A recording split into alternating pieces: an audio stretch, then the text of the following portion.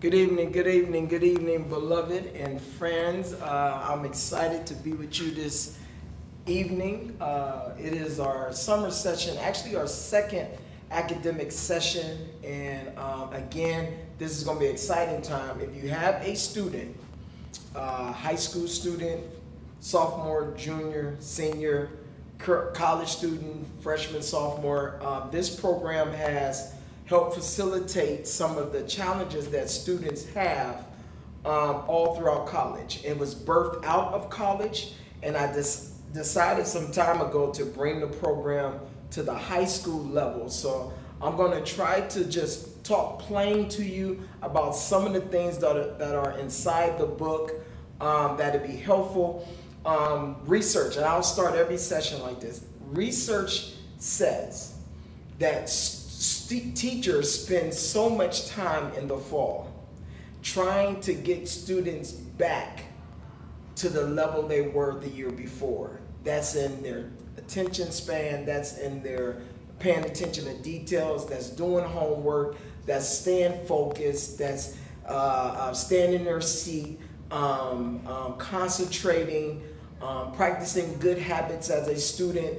And so I have taken it upon myself to just simply say, we need to not have discussions around academic strategies. We actually need to have discussions about the things that will help us and keep us polished in the classroom. And those things are time management, reading, healthy reading in the summer, prioritizing, planning, how to lead how to lead discussions effectively, polishing on those articulation and eloquent speech details that we need to have, the way we position ourselves in front of people, social network, how we shake hands, how we engage with people. So there are many things that we could be working on in the summertime, to just keep our mind fresh and polished, so that when we arrive in school in the fall,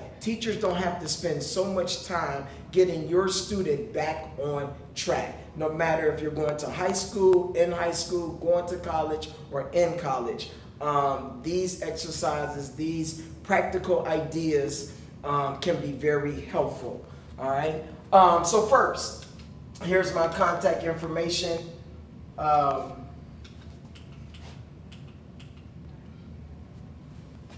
Give me one second.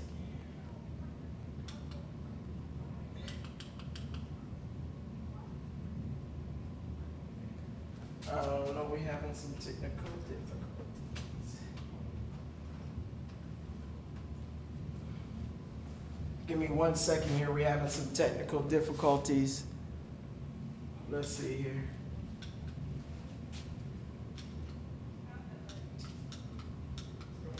Oh, wow.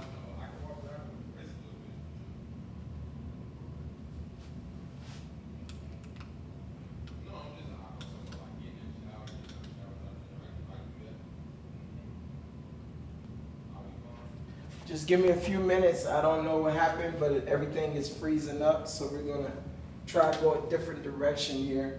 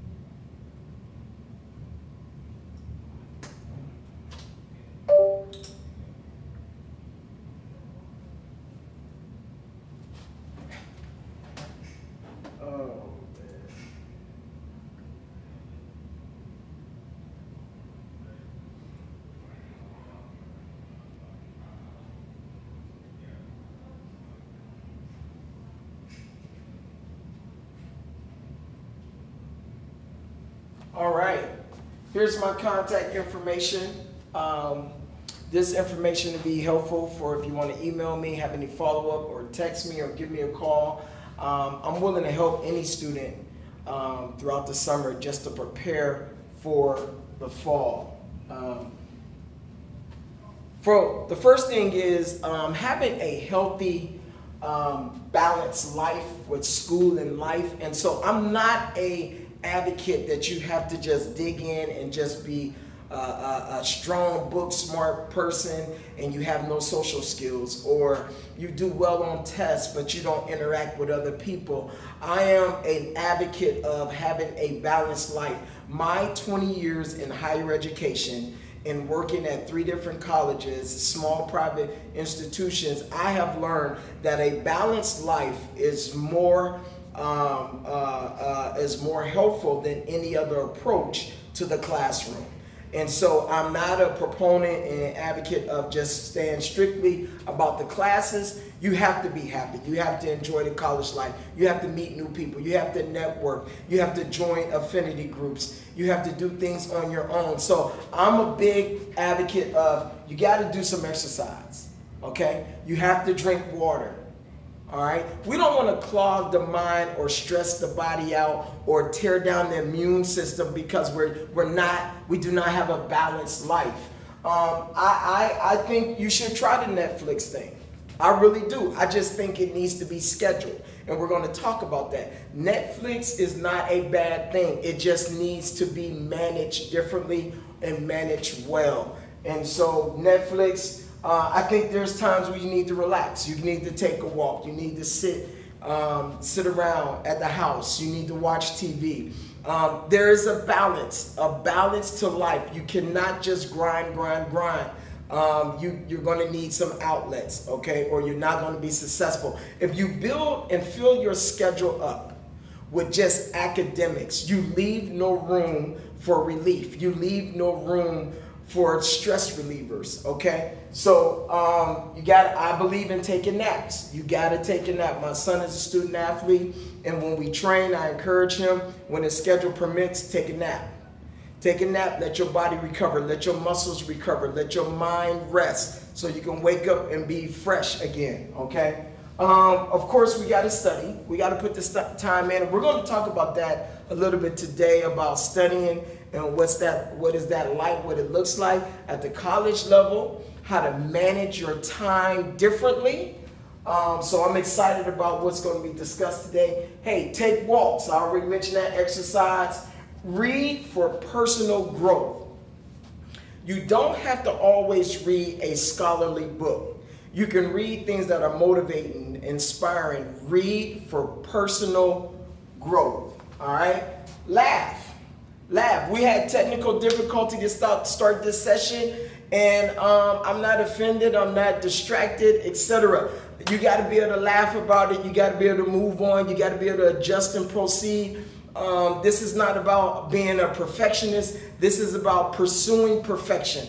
All right, so it's about progress. It's about getting better. It's about doing things differently. It's about improvement. And so these are the things I need you to be thinking about and not being so hard on yourself, because sometimes the pressure that you apply to yourself, all right, can be greater than the pressure that is outside of you. I want you to hear that.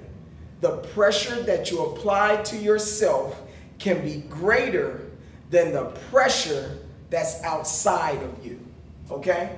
And after laughing, there may be times when you need to cry. If you need to cry, let it out. You need to express yourself, let it out. If you feel like you let yourself down or let someone else down, or your feelings have been hurt, it's okay, all right? Because all of these things, if we don't have a balance in these things, then you're never going to be successful in the classroom because you'll be distracted, okay? And that's where the mental health stand, because you're trying to be tough. You're trying not to show your emotions, all right? And so these things are critical. Next, journal.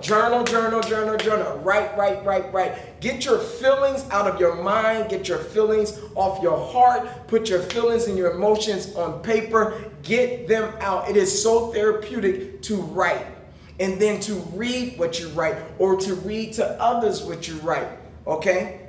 Have a journal. All right? These are the things that I have seen that have been successful for students at the college level, and they have done very well, excelling in every area, all their classes, writing papers, study groups, etc. Time management, having a planner, is because they have a balance. And I want you to have a balance.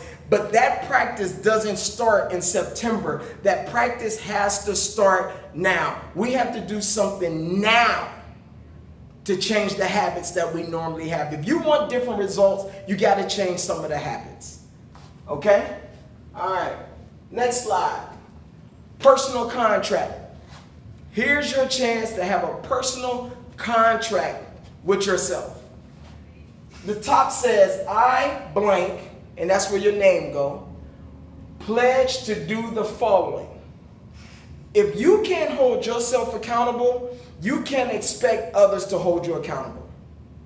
You can't. If you can't hold yourself accountable. I know the saying of, I need people to hold me accountable. Listen, that's going to get old. I need you to hold yourself accountable. I need you to have an interest in your academic learning. I need you to come into the classroom ready to engage, ready to focus, ready to contribute. Okay? I, Leon, pledge to do the following. Here's the following. Attend class regularly. No skipping class. Go to class. Go and keep on. They are there to teach those who are sitting in the seats. High school, they'll do a little bit more hand-holding and babysitting to let parents know when you're not in class. But I'm telling you, this is something you have to pledge to yourself. Attend class regularly. Number 2, develop a planner. You got to have a plan. You got to take notes. You got to write down your schedule. Okay? I'm guilty of forgetting things. All right? So I have to make a note. I have to talk to my phone. I have to tell Siri to help me. All right? But I'm guilty of forgetting things because I don't do the organization and planning well. So I work really hard at it to be fairly good at it. Okay? All right? I'm not talking from a position of expertise. No.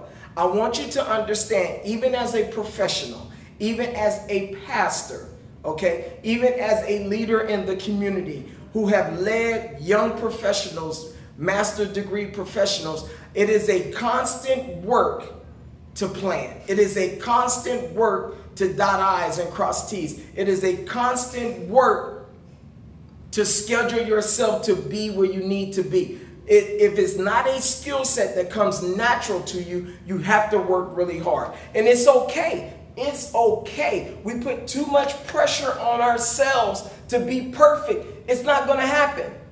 Know your strengths, know your weaknesses, know your underdevelopments. And that's an underdevelopment for me. All right? I pledge to get rest. Okay? Now, if you're writing these down, I don't want you to pick all of them. Pick about 5. 3 to 5 of these things that you pledge to do.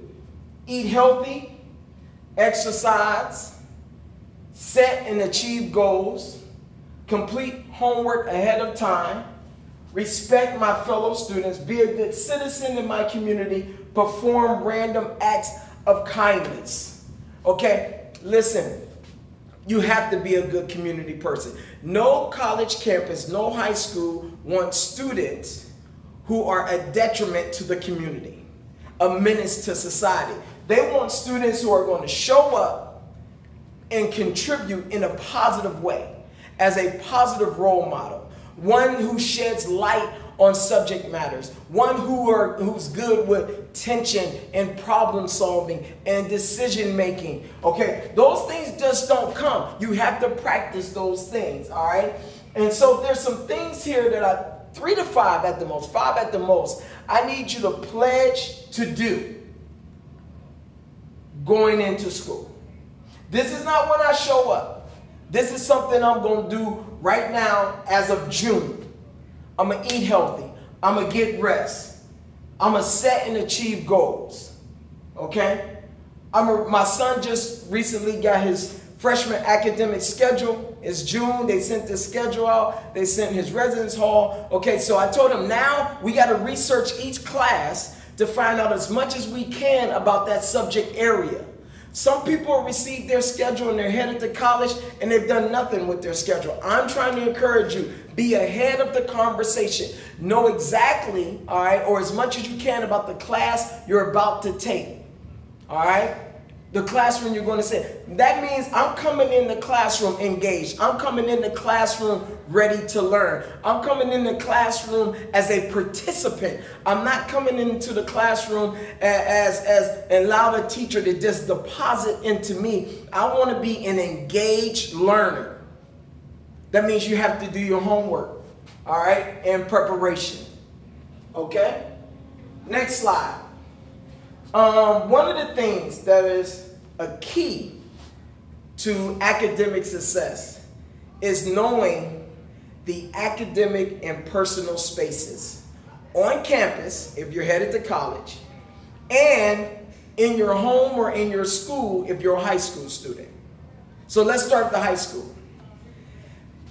If your room is a place of gaming and watching television and listening to music, that may not be the right space for your academics. Maybe your academics is at the dining room table. Maybe academic space is at the kitchen table. Okay? You have to determine in your home what's your academic space and what's your personal space. Now, if you can blend the two and you can be in your room and you're disciplined enough to turn everything off while you do your homework, all right, maybe some light music in the back, so be it. You need to be comfortable. But here's what I try to tell students. You take tests in quiet spaces. So you have to train the brain to operate, communicate, function at a high level in the environment that's similar to test taking, which is oftentimes quiet. If you train your brain to music, sound, television, and that is the thing that your brain operates with, when you get into the classroom to take a test and it's silence and no talking, your brain is going to be a little confused, like, I can't discern how I should be functioning because I really need music. I really need sound in the background, okay? I need my lights a certain way. So I always tell students, we need to change the environment in which you perform. Let's think about it this way. Basketball players don't practice on football fields. And football players don't practice on basketball courts. They practice on football fields. And let's go one step further. When it comes to football, there's a natural grass field and then there's a turf field.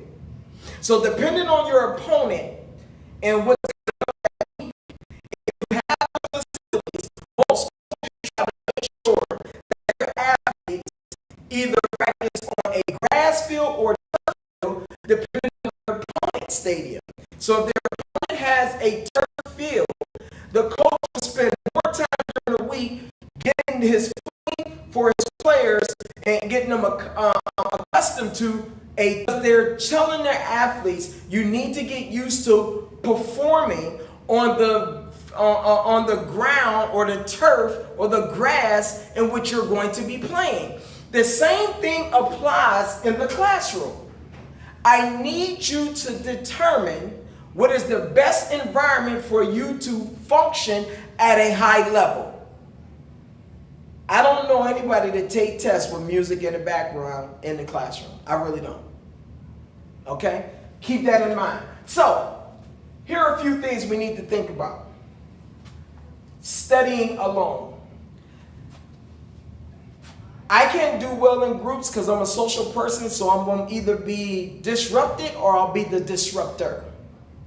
So I really need to study alone to process. All right? So where is that space for you if you're one of those study alone people? Next, few distractions. All right? There are places on college campuses where you can have fewer distractions. All right, study alone, you can go to the library and be in a cubicle. Sometimes professors in academic departments leave their classrooms open for students to come back in the evening and study in the environment in which they are asked to take tests. Fewer distractions. Residence halls is a great place. A lab is a great place. All right, is fewer distractions. Social places, if you have the skill set to be in an environment where there's coffee offered and there's chit chat and chatter, you can be in a cafe. All right, here's what I would do. If I need to focus in the subject that I'm studying, if I'm writing a paper and it takes a lot of brain power, I probably won't choose the cafe because there's too much noise in the cafe. Okay, I probably would choose the library or the classroom. But if I can do something like math, which comes easy to me, I could probably do math in a cafe because it takes less focus and concentration. See, this is all part of getting to know yourself, because then that would dictate where you spend your time doing that work. All right? Now, there's also options of group work. If you need a study buddy, if you need an accountability partner, I don't discourage it. You just got to know what works for you. As long as the people in the group or your study buddy is not a distraction, and you go to the library, and we'll talk about this later in our sessions. If you go to your library and you can be effective and efficient, that's arriving at the time you said, sitting down and doing the work, and doing quality work. Not only did I get there on time, I had an end time of when I was going to leave, and while I was there, I accomplished these things. So you're effective and efficient with your time. If you can't get that out of a group or a partner, then you need to be doing things in isolation, okay? So let's look at a college campus. Here are a few things on a college campus. This is just a generic map of a college campus.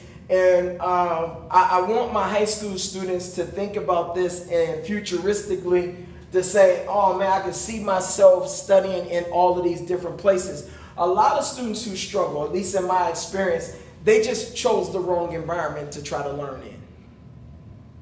And they wasn't aware of the many resources and the many places, academic and personal spaces, where you could be successful. Okay? One, the student center.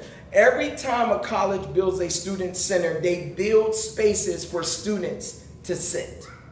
When people renovate their campus or they do new landscaping, they put in green space because they want students to be able to sit or lay in the grass and do academic things or throw the frisbee, etc.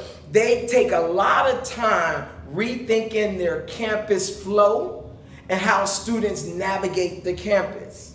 Okay, but the student center is one a lot of people sleep on.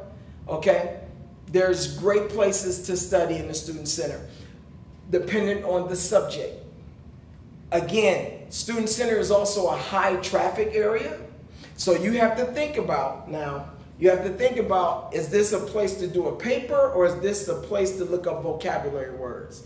If it's something where you got to look up 50 definitions, you probably can do that in the student center. If you need to write a 10 to 15 page paper, that probably is not the place, okay? Writing center, know where the writing center is. High school students, know where your help comes from, okay? Writing centers are underutilized. Tutoring services, underutilized. Academic advisors, underutilized. Student affairs staff, underutilized. Because we have this thing where we say we can do everything on our own. We can do it by ourselves. And that's pride. That's all pride. That's all pride. The thing that saved me, in my freshman year in college is I had an opportunity to take a study skills class. That was actually class because I didn't know how to study.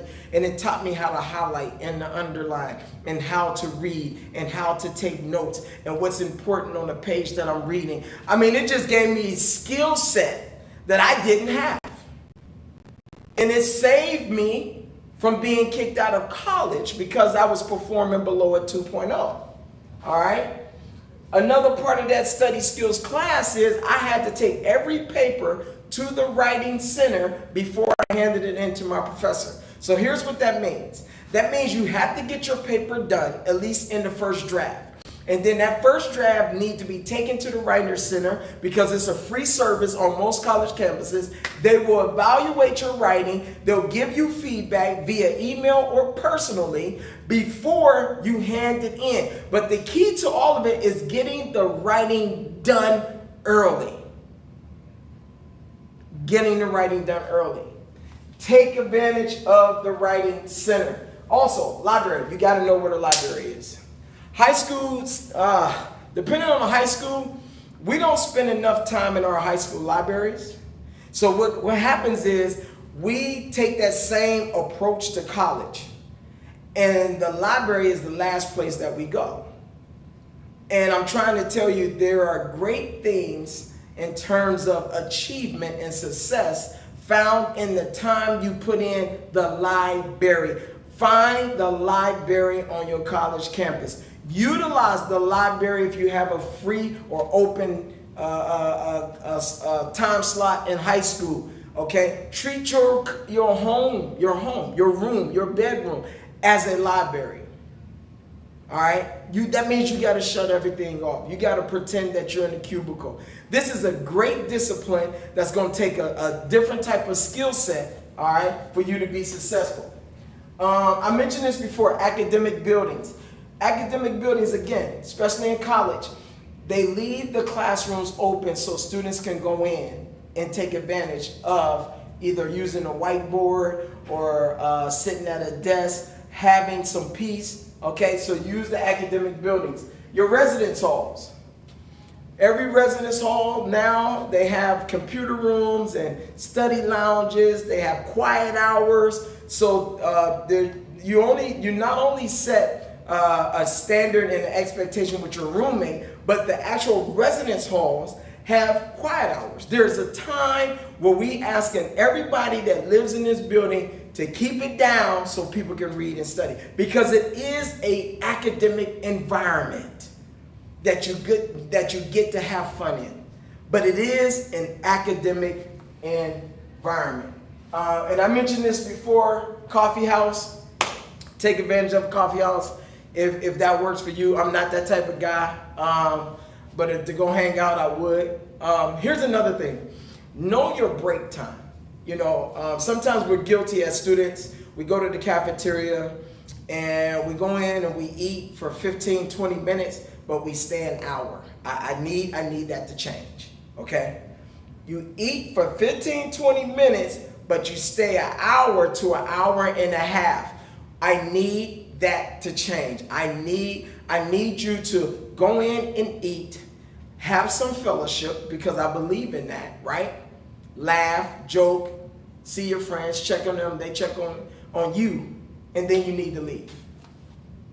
Students are guilty because they realize they're in the cafeteria an hour and a half, and they were done eating in the first 15 minutes. Okay, that could have been time they were studying, doing some math problems, knocking out some terms, going over some notes, etc. Okay? All right? So again, if you have any questions about this, this is a powerful piece, knowing these academic and personal spaces. Where's your relief? Where can I study? How can I be successful? Where can I get maximum potential at my peak performance time in my brain? And speaking of that, here's what's important. When it comes to peak performance, you won't be able to see this, but I'll explain it to you.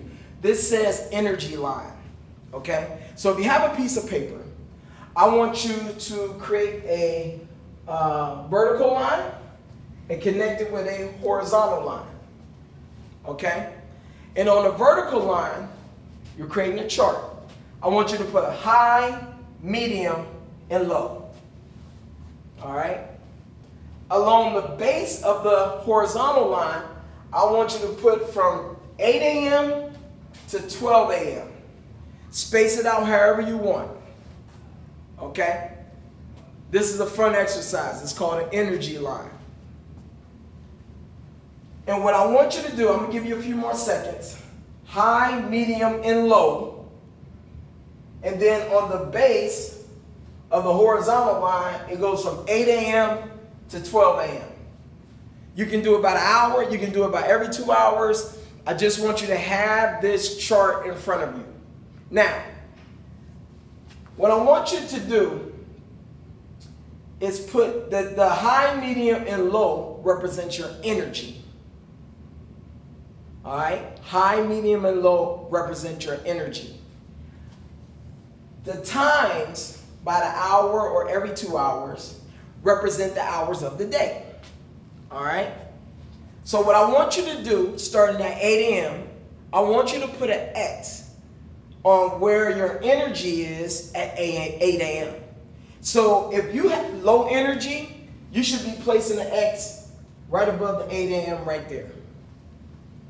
If you got high energy, you should be placing an X up here. All right? So every 2 hours, I want you to put an X on where your energy, on average, where your energy is throughout the day.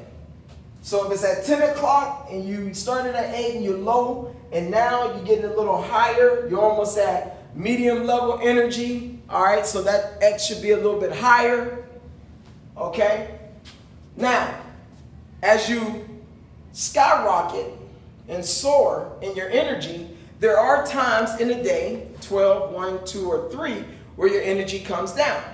This doesn't work if you're not honest with yourself. So make sure you put an X in the places of high, medium, and low, depending on the time throughout the day. And I know a lot of people after eating, after getting up in the morning, making your way through the day, I know a lot of people kind of energy drops about 2 or 3 o'clock. Then it may pick back up around dinner time, 4, 5, 6, or 7. All right? And then put another X on when you start coming down in the evening. Now, the interesting thing that I found in college life, and I think it's true for the most part of high school students, there is high energy at 8, 9, 10, and 11. And then there is a crash after 12. I need you to be honest with yourself. Put the X every 2 hours of where your energy is all the way through 12 a.m. We're not worried about after 12 a.m. this time. If you got other energy, draw and connect every X so you can see your graph and how your energy fluctuates throughout the day. Okay? Connect all the X's starting at 8 a.m. all the way to 12 a.m. All right? And then I want you to really take a look at your graph because there's a story right there on your graph. Give you a few minutes to connect that. So important. This is a powerful exercise. I was asked to do this for professionals because professionals often wonder, like, why am I so, what happens when I go to this meeting at 1 o'clock? And it's not the facilitator. It's not the subject area. The reason why you're exhausted is because that's how your body works. At 1 o'clock, your body shuts down. So you should have a graph, okay? And here's the fun part, okay? This is the hypothetical. Everything up to this point was reality. But here's the hypothetical now. Let's say, for example, you write in a math class at 9 a.m. Write math on your paper. Okay? Let's say you have at 11, you got a science class. So write science anywhere on your graph. Let's say at 2 o'clock, you got an English class. Write English on the 2 o'clock area. 5 o'clock, you got a late class, 5 or 6. You got an art class at 5 o'clock. This is kind of a college schedule. High school, you could be a student athlete, you could be at practice, etc. All right? Then I want you to put at 10 o'clock, homework and studying. Homework and studying. Now, this is very telling, because if you hold your paper up and you look at it, you'll see why in certain subject areas you were not able to pay attention. It's not that you're not smart. It's now you realize that's when my energy is at its lowest. So what should I do? Maybe this is a time for some candy. Maybe this is a time for an energy bar. Maybe this is a time for a coffee. Maybe this is a time. Now we know, because we can't blame the professor. We can't blame the teacher. We can't blame the busyness of the schedule. Now the reality kicks in that, oh, my energy is low at this time. And if my energy is low, I lose focus and I lose that concentration, okay, at a very critical time. So for my college students who get to set their schedule, if your energy line is low at 8 and 9 o'clock, why would you schedule a class at 8 or 9 o'clock? You need to avoid, if possible, all 8 and 9 o'clock classes, because that's not your energy time. If you have to take it, then we got to suck it up. We got to make it work, right? But if you can avoid it, why put it on your schedule? So many people are so attracted to, let me get through my schedule and be done for the day so I can end my day by 2 o'clock and have the rest of the day to myself. Not thinking or understanding you loaded up your morning and your energy don't even make it to medium level. That's a bad decision. Bad decision. You have to, look, these are the things that students struggle with and they can't understand. They used to come in my office, he's so boring, she's so boring, it's just monotone, I can't focus, etc. And I take them through this exercise and then the revelation kicks in like, oh, my energy level is different. My energy level is different at this hour. So this ain't the time for me to complain. Maybe I do need to take a little drink into the classroom. Maybe I do need to kind of now focus in because I know this is a challenge for me. Maybe I need to change my sleeping pattern at night. Okay? And then here's what I found. Students study.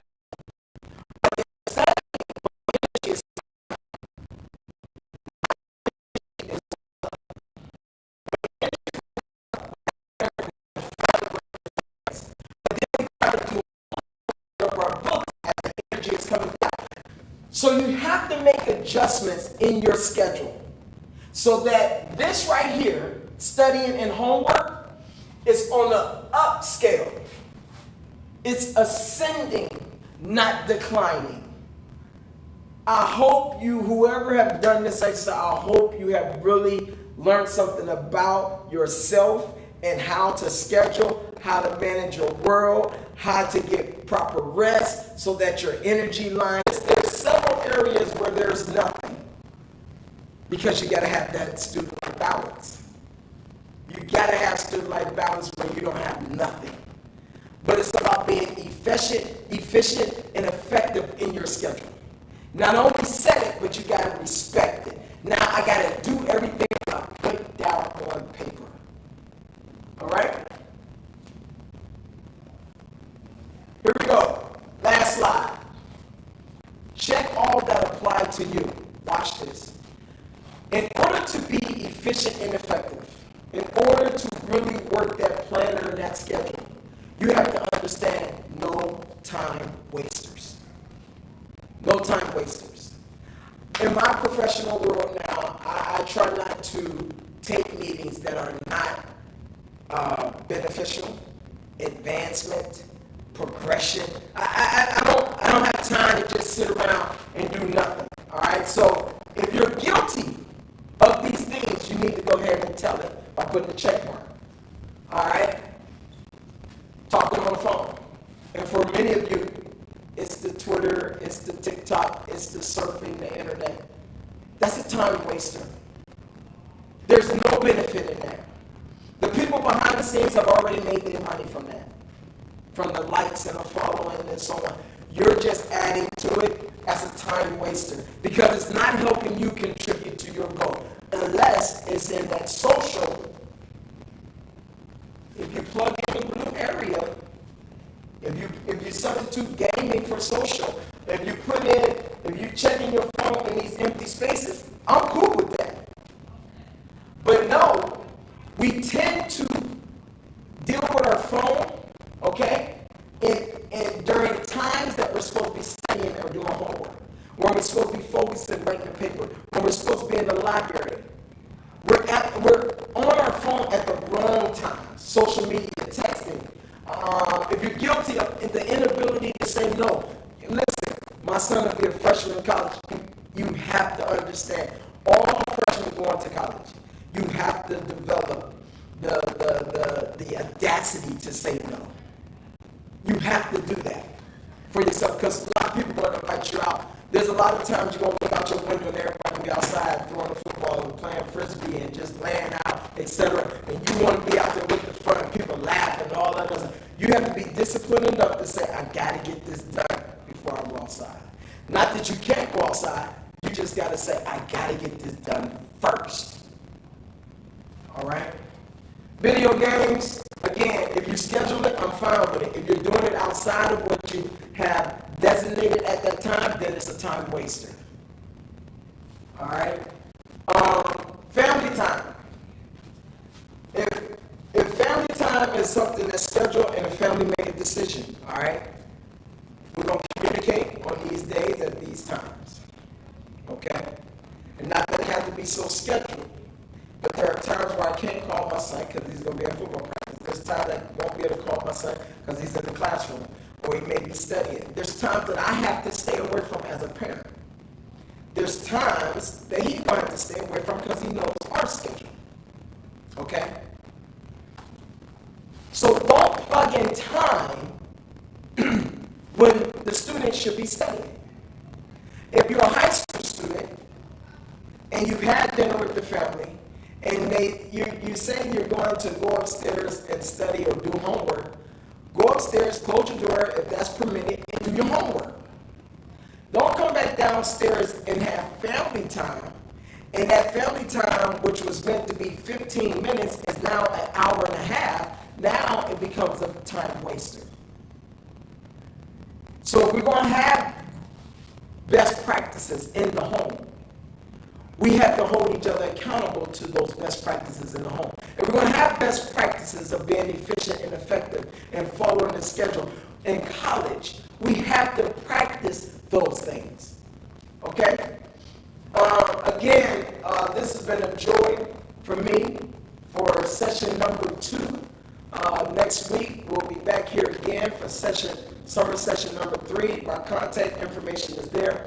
I pray that this was helpful for you and you've learned something about academics and your readiness and preparation for academics. I apologize for the technical difficulties earlier, but we got through it. Some good information was shared, and these things are worth repeating in August and September. If you want to see the slides, I can post the slides. Whatever it is that you need me to do to help you out, I will make myself available to you because I want students to grow. I want students to learn. I want students to be successful at what they do. That is my time. It's been a joy again. I see you next week, same time, 6 o'clock. Thank you.